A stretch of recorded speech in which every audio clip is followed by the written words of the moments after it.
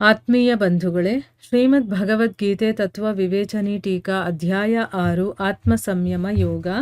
ಇದರಿಂದ 14ನೇ ಶ್ಲೋಕವನ್ನು ತಿಳ್ಕೊಳ್ತಾ ಇದ್ವಿ.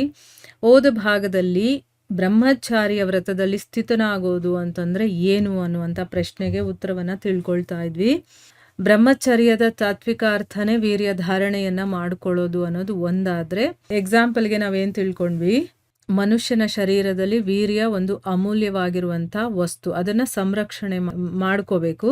ಸೊ ಬ್ರಹ್ಮಚರ್ಯ ಪಾಲನೆಯಲ್ಲಿ ವೀರ್ಯವನ್ನು ನಾವು ಚೆನ್ನಾಗಿ ಧರಿಸಿದ್ದೇ ಆದರೆ ಆ ವೀರ್ಯದಿಂದ ಶರೀರದ ಒಳಗಡೆ ಒಂದು ವಿಲಕ್ಷಣವಾದಂತಹ ವಿದ್ಯುತ್ ಶಕ್ತಿ ಉತ್ಪತ್ತಿ ಆಗುತ್ತೆ. ಆ ತೇಜಸ್ ಎಷ್ಟು ಶಕ್ತಿಶಾಲಿ ಅಂತಂದರೆ ಅದರಿಂದನೇ ತನ್ನಿಂತಾನೇ ಪ್ರಾಣ ಮತ್ತು ಮನಸ್ಸಿನ ಗತಿ ಸ್ಥಿರವಾಗತ್ತೆ.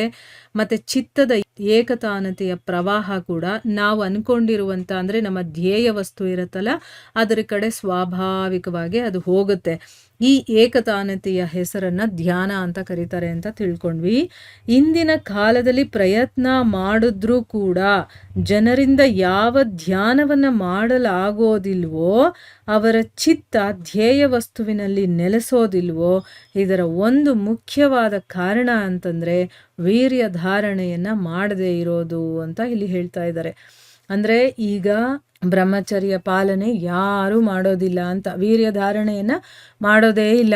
ಒಂದೊಂದು ಸರಿ ವಿವಾಹ ಆದಮೇಲೂ ಕೂಡ ತನ್ನ ಪತ್ನಿಯ ಜೊತೆ ಸಂಯಮ ಪೂರ್ಣವಾಗಿ ನಿಯಮಿತ ಜೀವನವನ್ನು ಕಳೆಯೋದು ಕೂಡ ಬ್ರಹ್ಮಚರ್ಯನೇ ಆಗಿದೆ.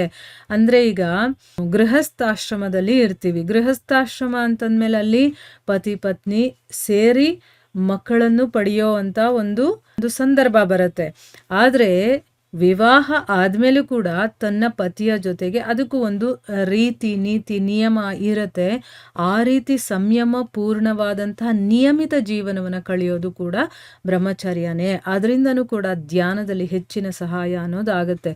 ಆದರೆ ಯಾರಿಂದ ಮೊದಲಿನಿಂದನೇ ಬ್ರಹ್ಮಚಾರಿಯ ನಿಯಮಗಳನ್ನು ಸರಿಯಾಗಿ ಪಾಲನೆ ಮಾಡ್ಕೊಂಡು ಬಂದಿರ್ತಾರೋ ಮತ್ತೆ ಧ್ಯಾನ ಯೋಗದ ಸಾಧನೆ ಮಾಡ್ತಾರಲ್ಲ, ಅಲ್ಲಿವರೆಗೂ ಕೂಡ ಯಾರ ಬಾಹ್ಯ ರೂಪದಿಂದ ಯಾವುದೇ ರೀತಿಯಿಂದನೂ ಕೂಡ ಆ ವೀರ್ಯ ಸ್ಖಲನವಾಗಿರೋದಿಲ್ವೋ ಅವರಿಗೆ ಧ್ಯಾನ ಯೋಗದಲ್ಲಿ ಬಹು ಬೇಗನೆ ಮತ್ತು ಹೆಚ್ಚು ಸುಲಭವಾಗಿ ಅವರಿಗೆ ಸಫಲತೆ ಅನ್ನೋದು ಸಿಗತ್ತೆ. ಇನ್ನು ಮನುಸ್ಮೃತಿ ಇಂಥ ಗ್ರಂಥಗಳಲ್ಲೂ ಮತ್ತು ಇನ್ನು ಬೇರೆ ಬೇರೆ ಶಾಸ್ತ್ರಗಳಲ್ಲಿ ಬ್ರಹ್ಮಚಾರಿಗಳಿಗೋಸ್ಕರ ಪಾಲಿಸುವಂತಹ ವ್ರತಗಳನ್ನು ವಿಧಾನಗಳನ್ನು ತುಂಬ ಸುಂದರವಾಗಿ ಹೇಳಿದ್ದಾರೆ. ಅದರಲ್ಲಿ ಪ್ರಧಾನವಾಗಿ ಬರುವಂಥದ್ದನ್ನು ಇಲ್ಲಿ ಸ್ವಲ್ಪ ಹೇಳ್ತಾ ಇದ್ದಾರೆ. ಏನು ಅಂತಂದರೆ, ಬ್ರಹ್ಮಚಾರಿ ನಿತ್ಯ ಸ್ನಾನ ಮಾಡಬೇಕು, ಅಂಗರಾಗಗಳನ್ನು ಹಚ್ಕೊಳ್ಬಾರ್ದು, ಡಿಯೋಡ್ರೆಂಟು ಅದು ಪರ್ಫ್ಯೂಮು ಅದು ಇದು ಏನೇನೋ ಹೇಳ್ತೀವಲ್ವ ಅದನ್ನೆಲ್ಲ ಹಚ್ಕೊಳ್ಳೋಂಗಿಲ್ಲ. ಮತ್ತು ಎಣ್ಣೆ ಹಚ್ಕೊಳ್ಬಾರ್ದು, ಕಾಡಿಗೆ ಅತ್ರು ಇಂಥದ್ದೇ ಯಾವುದಾದ್ರೂ ಸುಗಂಧಿತ ವಸ್ತುಗಳಿದೆಯಲ್ಲ ಅದನ್ನೆಲ್ಲ ಉಪಯೋಗಿಸೋಂಗಿಲ್ಲ. ಆಮೇಲೆ ಹೂವಿನ ಹಾರಗಳು ಮತ್ತು ಒಡವೆಗಳನ್ನು ಧರಿಸ್ಕೊಳ್ಬಾರ್ದು, ಹಾಡೋದು ಕುಣಿಯೋದು ಬಾರಿಸೋದು ಇದನ್ನೆಲ್ಲ ಮಾಡಬಾರ್ದು. ಮತ್ತು ಪಾದರಕ್ಷೆಗಳನ್ನು ಧರಿಸ್ಬಾರ್ದು, ಕೊಡೆ ಹಿಡ್ಕೋಬಾರ್ದು, ಮಂಚದಲ್ಲಿ ಮಲಗಬಾರ್ದು, ಜೂಜು ಆಡಬಾರ್ದು, ಸ್ತ್ರೀಯರನ್ನು ನೋಡಬಾರ್ದು, ಸ್ತ್ರೀಯರ ಬಗ್ಗೆ ಚರ್ಚೆ ಕೂಡ ಮಾಡಬಾರ್ದು, ನಿಯಮಿತವಾಗಿ ಸದಾ ಭೋಜನವನ್ನು ಮಾಡಬೇಕು. ಅಂದ್ರೆ ಏನು, ಸಮಯಕ್ಕೆ ಸರಿಯಾಗಿ ಊಟ ಮಾಡಬೇಕು ಅಂತ ಅಂದ್ಬಿಟ್ಟು, ಅಂದರೆ ಬ್ರಹ್ಮಚಾರಿ ಆಗಿರೋನು ಹೇಗಿರಬೇಕು ಅನ್ನೋದನ್ನ ಇಲ್ಲಿ ವಿವರಣೆ ಮಾಡ್ತಾ ಇದ್ದಾರೆ.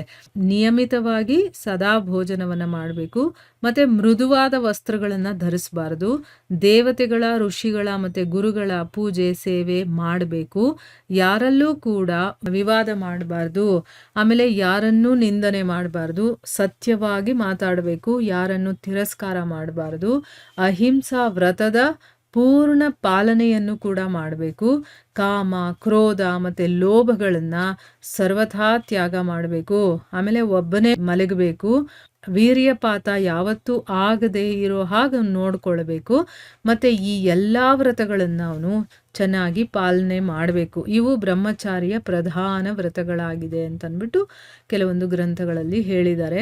ಭಗವಂತನು ಇಲ್ಲಿ ಬ್ರಹ್ಮಚಾರಿ ವ್ರತದ ಮಾತನ್ನು ಹೇಳಿ ಆಶ್ರಮ ಧರ್ಮದ ಕಡೆಗೆ ಸಂಕೇತ ಮಾಡಿದ್ದಾನೆ. ಯಾವ ಬೇರೆ ಆಶ್ರಮದ ಜನರು ಧ್ಯಾನ ಯೋಗದ ಸಾಧನೆ ಮಾಡ್ತಾರೋ ಅವರಿಗೋಸ್ಕರನೂ ಕೂಡ ವೀರ್ಯ ಧಾರಣೆ ಅಥವಾ ವೀರ್ಯ ಸಂರಕ್ಷಣೆ ಅನ್ನೋದು ತುಂಬ ಅವಶ್ಯಕವಾಗಿದೆ.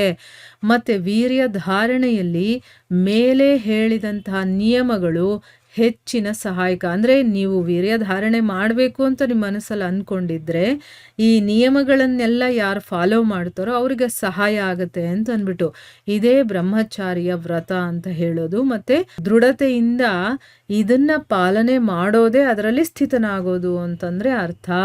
ಈಗ ಬ್ರಹ್ಮಚಾರಿಯ ವ್ರತದಲ್ಲಿ ಸ್ಥಿತನಾಗೋದು ಅಂತಂದರೆ ಅರ್ಥ ಏನು ಅಂತ ಪ್ರಶ್ನೆ ಕೇಳಿದ್ರಲ್ವಾ.